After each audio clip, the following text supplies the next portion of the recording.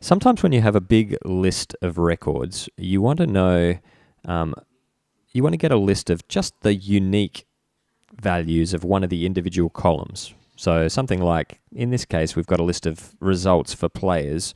We might like to know, well, what's the list of players for whom we have results? So you see we've got 2 Andrews here, but we might like over here, say, to create some calculations based on the individuals involved.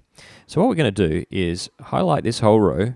So in you can do Control-Shift down, or in Mac, Command-Shift down to get the whole column. And then we're going to go Data, Advanced. So this is an advanced filter. We've got Copy to another location, Unique Records, Copy to H5, and OK, and there they are. Okay.